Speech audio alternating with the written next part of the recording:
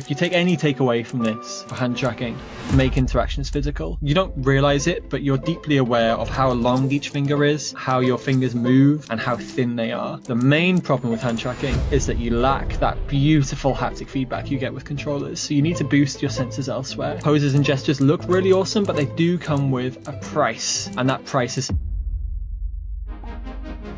I am Pip. I'm currently a UX prototyper at XR. Previously, if you want like my entire background, I started off at Aberystwyth University doing kind of a degree in computer science. Didn't really know UX existed then, but kind of tried to like add interesting design things as part of my work there. Did kind of a year as a full stack web engineer somewhere, and then moved to Ultraleap, where I've been for kind of the past 5 years. At Ultraleap, I kind of discovered that UX existed and design existed, and kind of finally got a chance to work on the awesome kind of realm of XR, and ended up running a small team of kind of research and application developers and working on hand tracking interactions and applications to try and like sell Ultraleap's technology to like OEMs. Ultraleap, kind of the main part of Ultraleap I worked on, made kind of tiny little cameras called Locomotion controllers that track your hands. It's like really high fidelity. So our task was to try and like work out what the point of that was in XR and how to sell that well in XR. And there I kind of like moved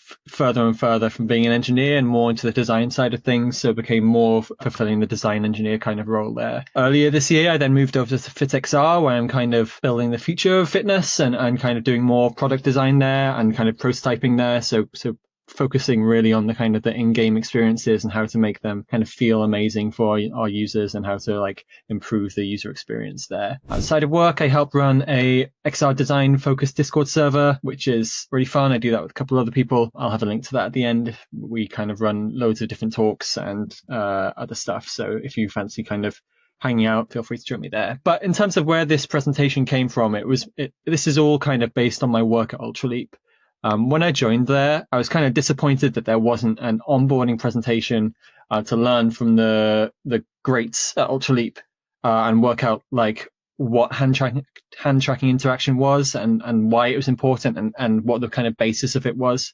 And so me and the head of design, who's called Matt Corral at the time, worked together on this presentation to kind of use it as an onboarding kind of session with any new starters at Ultraleap to give them the kind of foundational knowledge of hand tracking design. And so what this really does is runs through Ultraleap's XR design guidelines, which are available online for free. I'll link to at the end. But essentially, it gives you a really high level overview of that and is here to kind of equip you with really foundational knowledge of how to design for hands.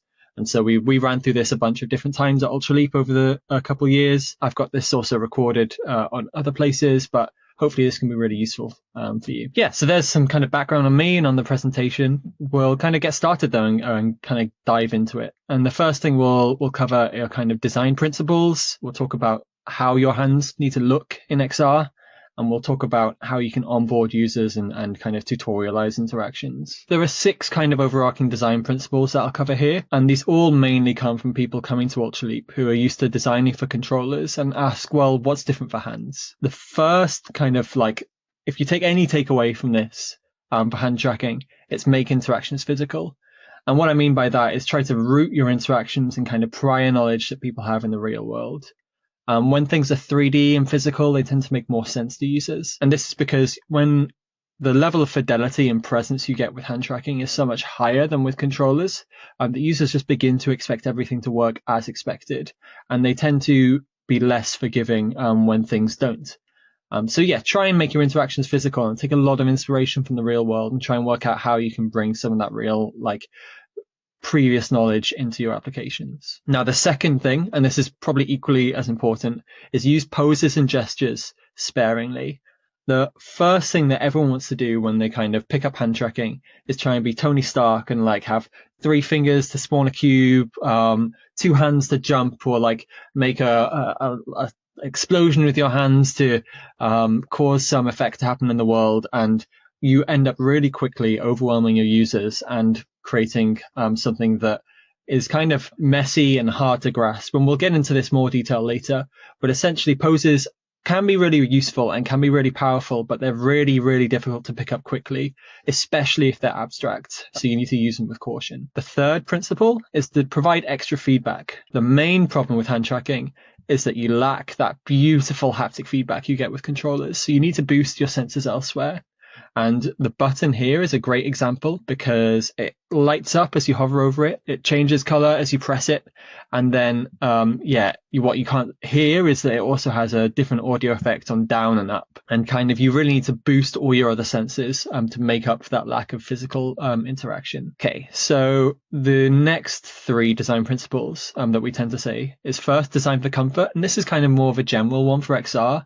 You've got to remember when you're XR, the objects can now be all around you. You're in a spatial environment, so you need to be conscious of where your user is going to be interacting and provide them with ways to adjust that to suit their body, because everyone's body is different. But what's specifically interesting with hands is that you're no longer holding a controller, and controllers are beautifully designed so that your hand is in a comfortable position at all times, right? They're like molded so your hand kind of flows around them lovely. But when you're using hand tracking, it's up to you as the designer to show your user how to have their hands in a comfortable way and not to force a user into situations where they're kind of grasping and putting their hands into awkward poses. You need to be aware of the interaction zone. Hand tracking at the moment, it might change in the future, but at the moment it's done through optical cameras. And these are the cameras all on your headset. So the Quest has some here, and the Quest's kind of field of view tends to be in front of it. Other camera headsets like the Vision Pro has cameras down below to track your hands when you're on your lap. But you really need to be aware of where your hands are going to be tracked and where they're not, and not design interactions where users are encouraged to constantly take their hands out of view of the camera. You can also take advantage of this interaction zone and design ways to notify the user when they're getting close to it, such as this GIF here where the hands are fading out of view when they get close to the kind of edge of the interaction zone. And the final design principle that we'll cover here is kind of designing to avoid occlusion. And occlusion, there are 2 types you need to be aware of. The first is self-occlusion from the camera, and the second is hand-on-hand occlusion. Self-occlusion is the one we've got pictured here. And if you'll see here, if this kind of rectangle here is the camera, what it can't see is this finger here. I'll try to demonstrate on my camera here. You can't see what my index finger is doing, and that's because it's hidden from the camera's point of view. So you need to kind of design your interactions if you're reliant on that index finger to not hide that index finger when you're interacting with the headset. The other type of occlusion that I mentioned was was hand-on-hand occlusion. And that's where one hand covers the other one. So again, if I use my camera as a demonstration, you can't see here that I'm typing on my palm because my palm is hidden from the point of view of this camera that I'm using to show my face. You want to try and design to avoid situations like that. You can get really powerful interactions where your hands are tapping each other and you can have like self-haptics, but you need to be aware of where your hands are in relation to the camera and stop users from hiding their hands and to cause awkward kind of interaction problems. So there are some really practical and useful design principles to get started. And we'll move now onto virtual hands and what your hand should look like. So we really find that user embodiment is highest with kind of correct size and proportion hands in a really clean visual style. And that's because users really want to feel like their hands are their own and they're really aware of how your hands are. You don't realize it, but you're deeply aware of how long each finger is, how your fingers move, and how thin they are. And hand size, finger scale, etc. are all really important to that sense of embodiment. Most SDKs kind of provide this by default now, but you can go kind of crazy yourself as a designer and design a hand mesh that has like monster claws or alien hands, but you need to be aware that if you do that, you may affect user embodiment. Adding forearms can really help with immersion, especially if they're tracked. It also kind of provides more options for wearable UI components. In terms of an art style, you'll see a lot of people tend to go for something abstract, such as ghost hands here.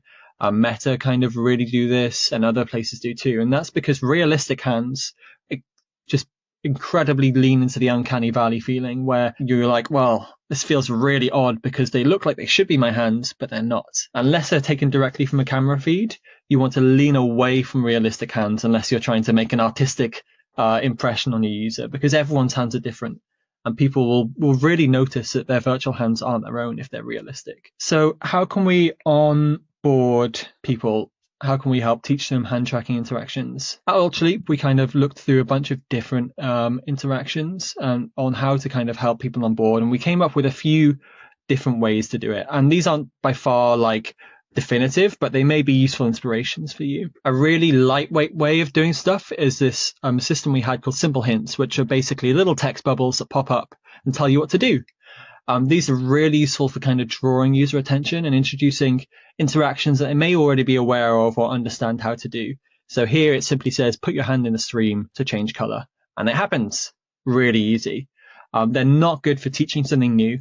Because they're textual and so they're not visual. Help panels, so the next one here, and these are really useful for curious, unsure, or stuck users, and they offer kind of a series of animated tutorials available at any time. They're really simple again. They kind of just show someone doing something which works really well and are really useful for kind of people going through their own pace. An alternative to help panels could be ghost hands, which I know MRTK kind of championed, which are hands that kind of appear in space in front of you and show you what to do visually. And these can be really powerful as well. And that leads on to characters, which are by far the most foolproof way to teach someone something. If you have like the dev time and time in your application to use like a virtual character, absolutely go for it. Characters kind of walk users through interactions and users kind of mimic what the character is doing in order to understand how to do things. You find like genuinely people just do it one-to-one. It is like so much fun to watch people copy these characters.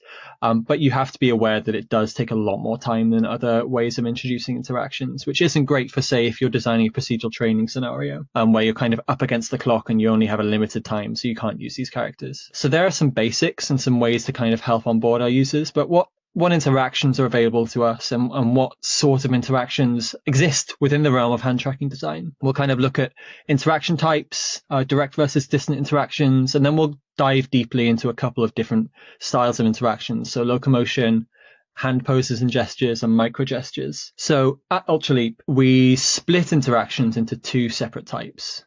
The first was physical interactions, and the second was learned interactions.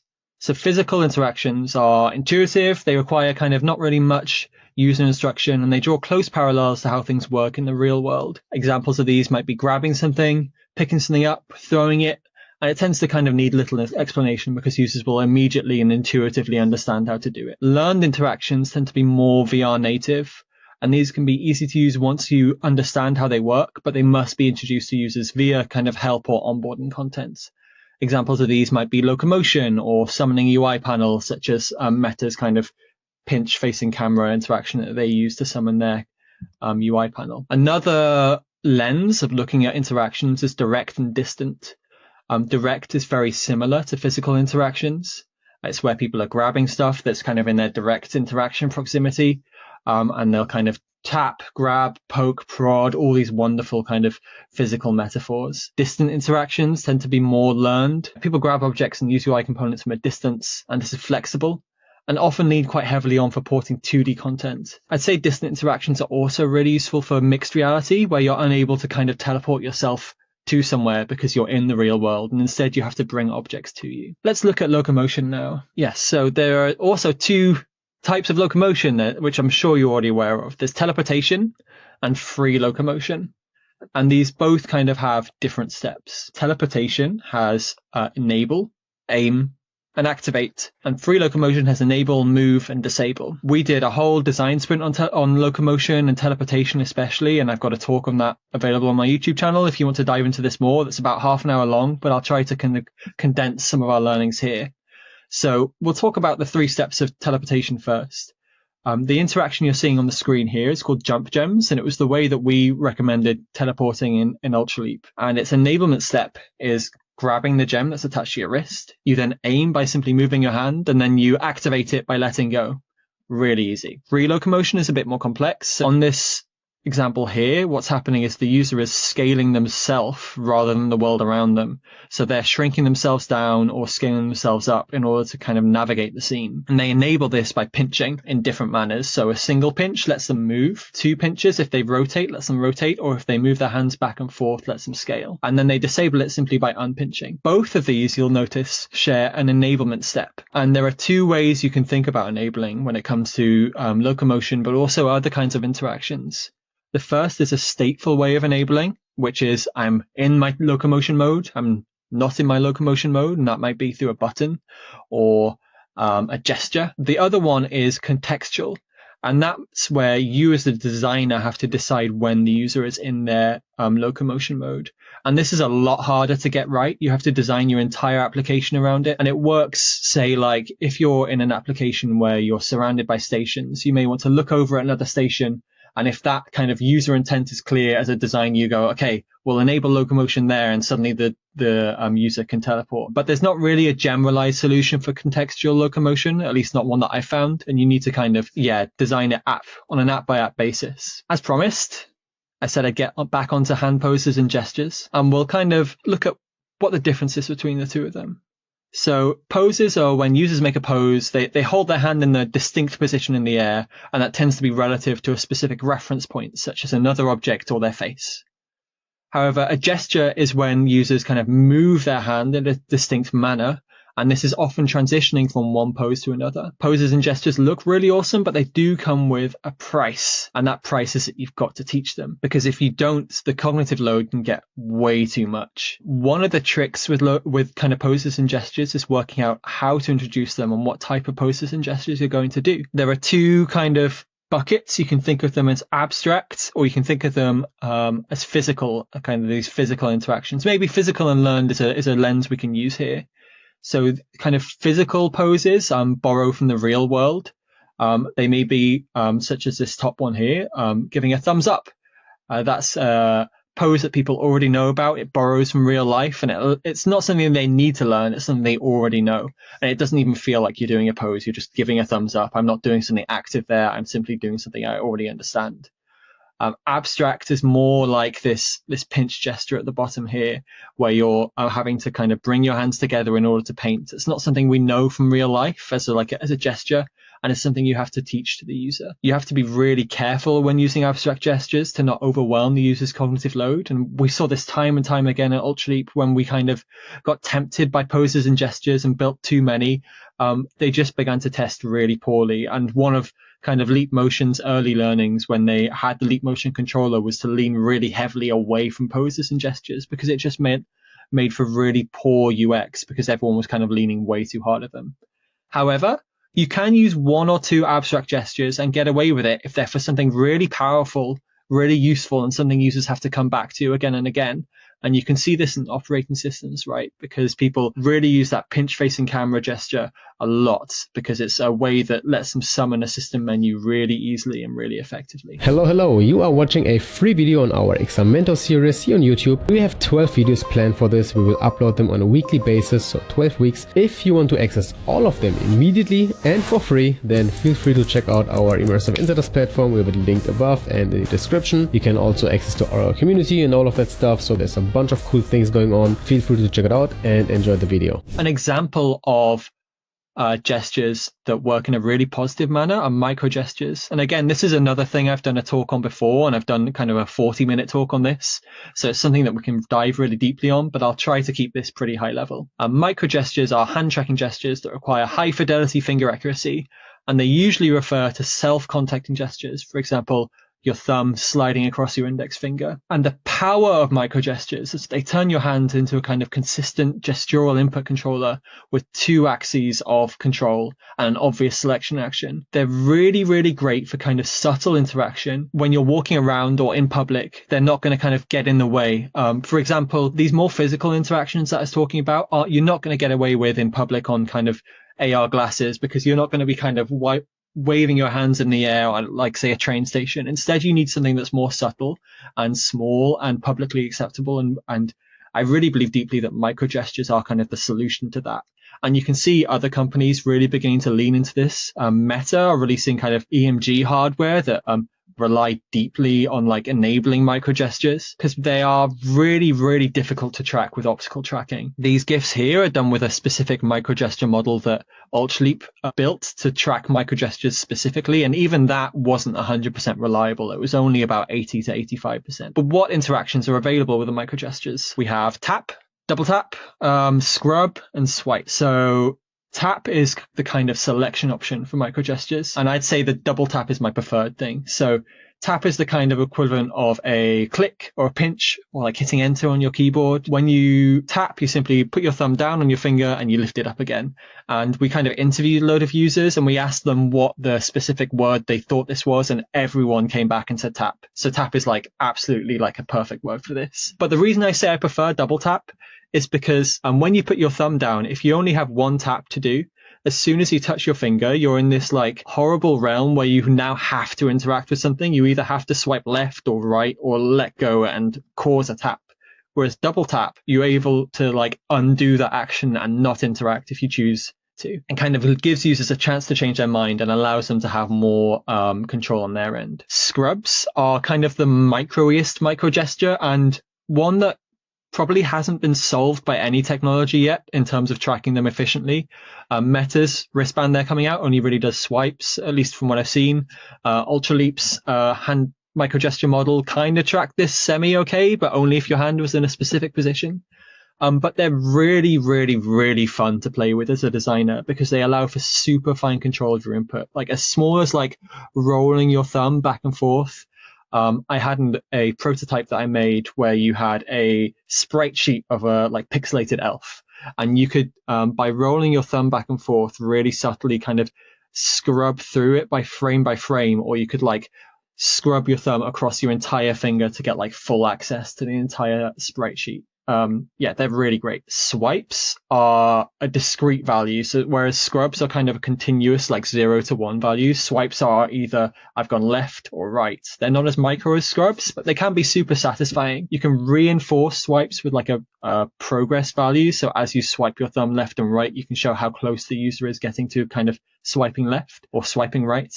But yeah, swipes are great. And you can really easily see how these kind of abstract interactions here can be applied onto a bunch of different kind of UI interactions. And we haven't even gotten onto kind of the second axis of kind of moving up and down with your thumb to enable that vertical movement. The reason is that microgestures, I feel, are so powerful as well is because they borrow quite deeply from the interactions you already know on your phone. And so like the best type of poses, they're physical in that they take prior context from real life and apply it in XR in a more abstract and easy to understand knowledge. Okay, cool. I promised you I wouldn't talk for 40 minutes on microgestures. Hopefully I haven't. That was a new slide I added, so fingers crossed. We're going to do components now. So we'll have a quick overview of like different types of components. We'll look at how you interact with virtual objects physically. We'll look at how you design objects for hands. We'll look at UI panels, hand menus, and then we'll be done. And I'll be out of your faces and we can talk questions and stuff. So first of all, let's look for a brief overview. When creating kind of VR experiences, there are so many different components you can consider. There's like an infinite amount, right? Because you're just limited by your imagination. But you can kind of consider, again, this lens of physical versus learn, traditional versus VR native. So you can see these kind of more traditional interactions here where you're interacting with UI, you're pressing buttons, or these more VR native things where you're kind of doing these physical stuff, you're interacting with abstract UI down here. But the important thing to realize about all of these interactions here is that they have some form of depth and reactivity to them. So this more traditional keyboard here, buttons are lifted off the surface. When I eventually kind of long press on the button to summon this accent panel, that kind of pops off, and it all has this lovely sense of kind of reactivity. The buttons hover and change color and respond audibly, and it really brings that sense of kind of feedback that you lose from haptics. So there's the kind of reactivity on the traditional side. On the more VR native side, you have these kind of beautiful micro handles here on this cat Explorer application that was made in the Locomotion days. And these kind of react to your presence. If you go close enough to them, it pops to your pinch point.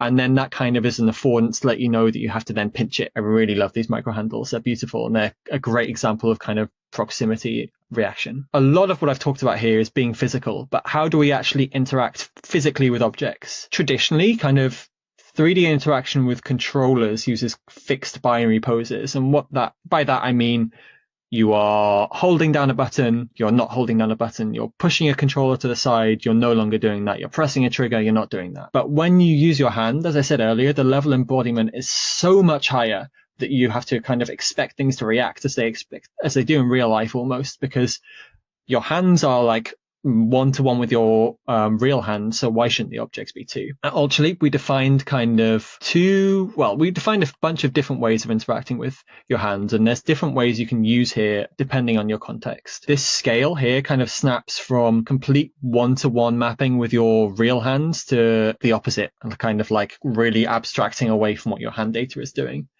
So soft contact is the first thing I'll explain here. And these names aren't maybe the best, but they're the best we could think of at the time. So soft contact is where your hands are always mapped one-to-one with your real hands. So this above GIF here is demonstrating it. As you can see, as I grab objects here, my hands meld through them and don't make physical contact with them, but I'm still able to pick them up and manipulate them.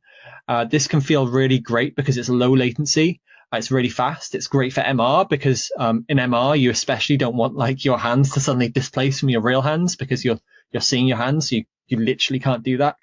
But it might not be the most immersive because your hands are kind of melding through, and that's where hard contact comes in. So hard contact is where your hands can wrap around objects and be affected by the scene. So your hands can affect objects, but the objects can also affect your hands. So you can see here, the hands are no longer going through. So my hand might be like this in real life, but my virtual hand is going to be like that. And what this does is it brings a vastly increased sense of presence when you're interacting with things, because you can kind of really feel the physicality of them, and you can see your hands stopping. Yeah, it's really fun. There's a whole toolkit at Ultraleap. If you search for Ultraleap Unity plugin, there's a whole kind of open source toolkit you can use to kind of play with this. And Rory Clark was the main designer behind this system. He's got a build up on SideQuest. If you search physics hands, you might be able to find it, and you can run that on Quest too. But yeah, soft contact, hard contact. Soft contact, your hands are one-to-one with your real hands. Hard contact, your hands wrap around these virtual objects. Pose snapping is kind of a more extreme hard contact where you grab an object and your hand snaps into the correct pose. So say I want to grab that jug there, I grab it and my hand kind of snaps to be wrapped around the handle. And this means that you get a lot less kind of sense of presence from your hand and immersion, but it does mean that your hands look beautiful as from a designer perspective. Like it's really great for teaching people how to hold objects, say in a procedural training scenario. It's a fun tool to use, and Meta use this a lot in their interaction SDK, but you have to be aware that it does take away some level of kind of embodiment and immersion from your hands. Cool. So how do we design objects for hands? And these are kind of some basics on kind of affordances and signifiers. So you want to design with affordances in mind. I assume that some of you already know what affordances are, but in case you don't, physical objects convey information about their use. So a doorknob affords turning, a chair affords sitting, and well-designed virtual objects can provide clues about what can be done, what's happening, and what's about to happen. So you can see here, this ball really affords being grabbed from the grooves inside of them. Similarly, you want to kind of signal interactivity with objects. This can really help users understand what they're able to interact with and how they're able to interact. So these objects here, if you're able to interact with them, simply have a little label signifier that pops up, tells you what they are, and tells you that you're able to pick them up. And there's kind of another signifier on the actual Ghost headset here where it glows green to tell you where to put it. Finally, you want to understand that object size affords different user behavior. So small objects, you get to pinch, and medium objects, you kind of go for a more kind of grabby motion, and large objects, you go for two hands. And this may sound oversimplified, but this is a pattern we saw time and time and time again when user testing at Ultraleap, that no matter what kind of interactions were available to people, so say like all of these objects can be interacted either with two hands, a grab, or a pinch, but users would always intuitively kind of end up using these poses to interact with these sizes of objects. Cool. I've got 2 slides left, and where I've kind of gone a little bit longer than I thought I was going to, but that's all right. So UI panels. These are kind of a brief overview how you can adapt UI panels to work best in XR with hand tracking. You want to raise button off of panels so you can kind of press them and they'll depress and follow your fingers. And this can kind of help you avoid accidental interactions and understand kind of the depth that your hand is away. You want to curve large UI panels, and that's because your body is built on a system of joints that connect your bones to each other. So you're no longer kind of moving in this kind of straight line. Instead, your whole body moves in beautiful curves, and your kind of UI needs to express this too, to kind of allow for that comfort. In terms of cursors, you don't want to use cursors if you're interacting directly, because your fingertip is a good enough cursor by itself. You may want to use a shadow, but that's about it. If you're using distant interaction, definitely use a cursor because that provides a sense of precision and understanding of where you're about to interact with. You want to allow users to adjust virtual UI for comfort. So this grab ball under here is an example here where users can pick it up and they can move the system UI to be in a place that works for them. You don't want to kind of enforce one position for everyone because that's going to really limit who can interact with your UI and how they can interact with it, because we're all built completely differently with our bodies. And so you want to kind of design systems that allow people to adjust it for their specific body. Finally, hand menus. Hand menus were kind of Ultraleap's signature move whilst I was there. They're great. So essentially, they're a little menu that disappears when your hands are in front of you like this. And as soon as your hands face you, they appear here. And that's because when your hands are out like this, you tend to be interacting with objects in front of you. If your hands are facing your head, you tend to not be interacting with anything. They're really good for quick access whilst you're on the move because they're attached to your hand. They're kind of wearable UI, and they're great to kind of hide because you just turn your hand and they're gone. A vital thing with them is to keep them small. If you have them really, really, really long, what happens is your like hand movement gets like amplified. And so like a small rotation of my hand here turns into a large rotation here, and it can feel like you've got a wooden plank attached to your hand. But I highly recommend kind of bringing hand menus in if you're able to. The one downside of them is that they do require two hands to interact with. And there are a couple of different solutions you can do to get around with that maybe I could go into some detail on later, but they are fantastic. They're a great little kind of shortcut to overcoming some of the problems with hand tracking, because with controllers, right, you have buttons you can quickly press and you lose that with hand tracking, but then hand menus, you can gain it back. Okay, so that's everything. If you want to find me, you can follow me on Blue Sky or LinkedIn. You can check out my portfolio there.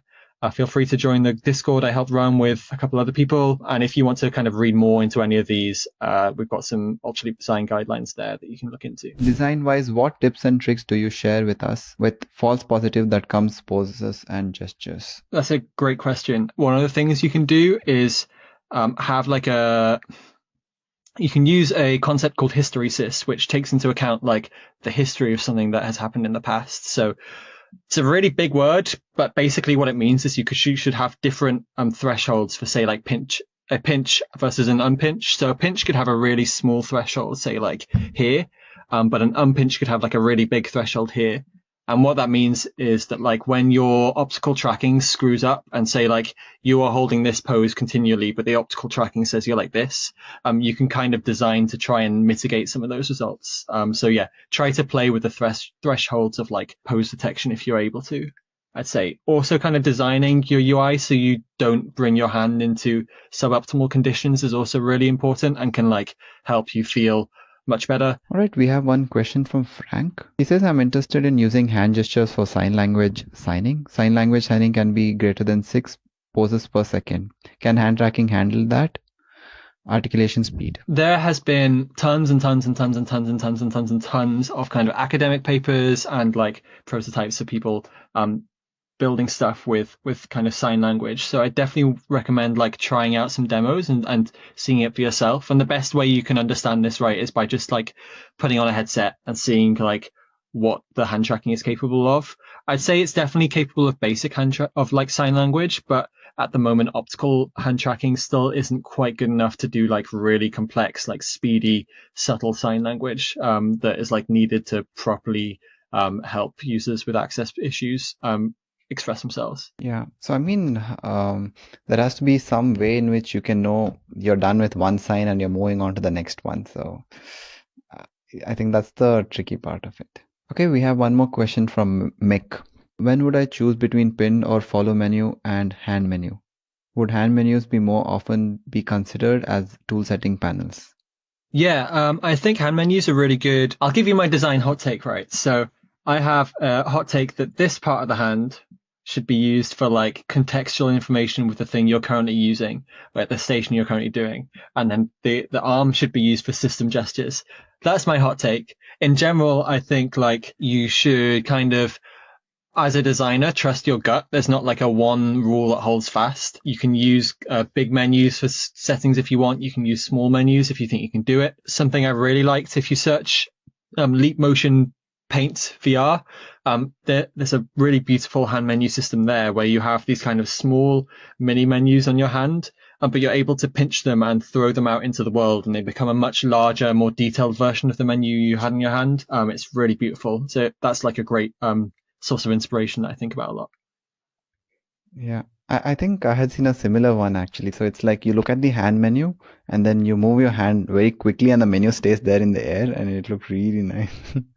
Yeah, I had a interaction called single-handed menu, where you make a fist and you like pull your fist away, and Yeah. yeah, and then Wait, it you are the pops up. creator of that? Yeah, that's me. Oh shit. Yeah. But No. there's a version in Uh, MRTK that's very similar. So maybe that was the one you saw where they kind of have like, if you hold your hand here for long enough, it detaches. So there's lots of yeah. different ways to do it. XRTK question is XRITK just use pinch for grabbing things from Daryl. I think they have all sort of interaction, not just pinch. I think you can choose between. I would recommend not using just pinch to grab stuff, because it feels like crap, and like your users will Hmm. immediately like just try to grab naturally and not grab with a pinch, and they will wonder like why it doesn't work that way. Yeah, so try and find systems that let you not rely solely on pinch, like pick stuff up. So is there a way to visualize or prototype gestures and poses without having to code them first? There's lots of different ways, right? There's lots of different products on the market. You can try Bezier, you can try Shapes XR. A lot of these you won't actually like make the gesture. You can just pretend you're making the gesture, and then you can see what happens and see how it feels, and that kind of removes the need to get into that complex side of stuff. A lot of the power I find of Shapes XR is in your imagination, in like understanding that you're not going to make this high fidelity prototype. You're going to be making something that's like representative of what could be and like what the potential of it could be. So try to like build something quite lo-fi and pretend that it works and see how that makes you feel, I'd say. Yeah, I think also, I mean, I don't think there's much of coding in it, right? It's more of a visual drag and drop and recording because you don't actually code anything too much if you're using Metastic. Mhm. But yeah. Yeah, so we have a question which says, what applications did you use to create the prototypes that you showed in your presentation? I'm a Unity man, so everything I made is mostly in Unity. That's mostly because that's all I've used for like 10 years. But I'd say as well as that, I've begun to pick up Shapes XR as well. I begin to look into Bezier too, just for like extra tools that I can use to kind of more quickly chuck stuff together and understand whether something works before I kind of hit Unity and get into kind of the code base. Because once you start like writing code, it's very tempting to kind of keep that code. And so if you're able to understand the decisions before you get there, you can move a lot quicker once you get to Unity. All right, so the next question is from Sudeep. Most devices now prioritize hand tracking as a primary input modality, with controllers taking as a second role. However, hand tracking is the practical choice for productivity focused scenarios. It depends on the scenario. I think controllers are fantastic for kind of precise work where you need to like move things really precisely and like granularly. They're great because they have like binary inputs that hands don't have, and they're like 100% reliable where hands aren't. So as a designer, you need to kind of understand like what the problem is you're trying to tackle, and whether you're able to do it with hand tracking or whether you're able to do it with controllers. And you should try and like pick the best tool for the job rather than like imposing a one size fits all thing. You can also have like multimodal input where you have like your hand active and your controller active, and you can do kind of the best of both worlds there. It just depends on like what you're trying to design for. Yeah, wondering what some of my design tips are to prevent users from moving their hands too quickly. That's a good question. I think first of all, like make sure you're not designing stuff that requires them to move quickly. I don't know. It's a really hard one. I think if you want to try and slow people down, you could have UI that maybe doesn't follow their hands one to one and is lerped, so they kind of feel that latency. But ideally, you're able to move your hands quickly in XR, especially if you have like a modern hand tracking system. I think Meta have like ways that they can move their hands fast. I think, yeah, you just need to try and account for that in your like systems. If like someone's hand is moving really, really fast, you might want to up the thresholds on different kind of heuristics that you've got. You might want to kind of ignore other input until their hand slows down again. Yeah, I think it's more like accounting for when their hand moves fast rather than like preventing them from moving their hand quickly. Yeah. Do you think FitXR will have hand tracking like boxing and things like that? So FitXR has hand tracking for one thing, Very which is fast their mixed movement. reality like SLAM module, but they don't have it for box. I don't know if I'll be able to persuade them because a lot of box is like moving your like hands quite widely, and you have to like, as I said, be really aware of where the interaction zone is. And one of the best things about box is getting like haptic feedback as you like punch stuff. And if you don't get that, it's like a lot less satisfying. But I mean, maybe I can persuade them in the future and like create like an awesome demo that shows that hand tracking is worthwhile. But we'll see if Yeah. there's enough user requests for it. I'm sure like eventually the pressure will get too much and we can maybe eventually introduce it. But at the moment there Yeah. aren't I any mean, plans I to. think even the hand tracking also should improve, I feel like. It's still there, but it needs a bit of improvement, is what I feel. Definitely, yeah. I think Meta, introduced an update recently that like vastly reduces latency. I Mhm. think it's in V73, and my Quest hasn't updated yet, and I'm really excited to try it because I absolutely hate how like latent Meta's hand tracking is at the moment. It feels horrible. Okay, so the next question is from Ashish. What's a good place to start prototyping hand gestures in terms of plugin and SDK? Yeah, check out XRI. Unity are doing a really good job in terms of building like a properly like cross-platform toolkit that works on like Vision Pro and Android XR and Meta Quest. I think that's a good starting place. I'd then like check out Meta's SDKs to be honest, because they've got like if you're building for Quest, which is the only kind of ecosystem that is like has scale at the moment, you want to take advantage of like the awesome kind of R&D that Meta are pouring, like just burning money on. So make sure to like check out their stuff. They've Mhm. also got like really good building blocks, which are things you can just drag and drop into the scene to get started, but maybe don't rely on them too much because the bad thing about them is you don't actually understand what's going on. So when something breaks, you can be in like a really big pile of trouble because you don't know what's happened.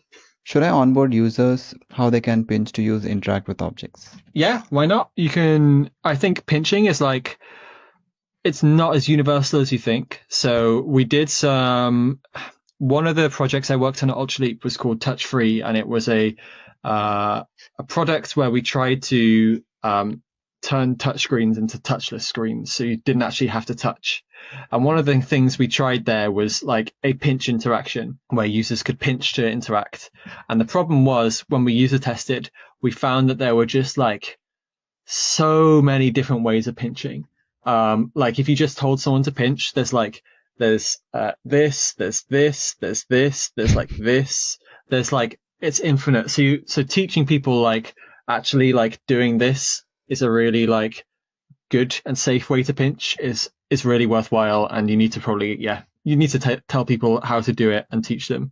And that might just be as simple as like showing them a video of someone else doing it and like focusing in on that hand and making sure they understand that that's the key component there. I have one question for you though, Pip. So let's say you have an e-commerce app and you need to grab the apparels from far. So you're going to use distance grab. And once they come close to you, you need to go back to the normal grab. And I think if you use metasticking, you might know that once you distance grab and then you have like a ghost kind of the object, how would you go ahead and design such an experience? I really like Meta's implementation. I think like showing that like you're having like a ghost there is really really cool. Especially because they rely on post snapping so much, it like Mhm. previews like what your actual hand is going to be. I think that's a really elegant solution. The other way I've seen of doing it is if you want to be a bit more playful, you can use physics to like explode the object and make sure that like it appears directly like in front of the user here so that you can catch it. There's a really, really cool Leap Motion blog called Summoning and Superpowers, where they use that. And like, I managed to like, uh, I spent like a week doing archaeology at Ultraleap, like digging out all these old Leap Motion like repos that had been lost to time, and managed to find that one and like play about with it. And it is like so satisfying, like summoning something and it having like appearing here and just like grabbing it out the air. You feel really cool, but it's not that practical in like a more like serious environment. So I think Meta's SDK actually like nails that interaction. yeah, I think that's really cool. Cool. Yeah. Well, thank you for having me. It's been really fun. It was nice to kind of resurrect this presentation and make it look a lot nicer than it has been done before. Thank you so much, Pip, for joining in, taking your time off, and giving us this wonderful lecture. No problem at All all. right, everyone. Have a nice day, night, evening, wherever you're joining from, and see you tomorrow. Bye.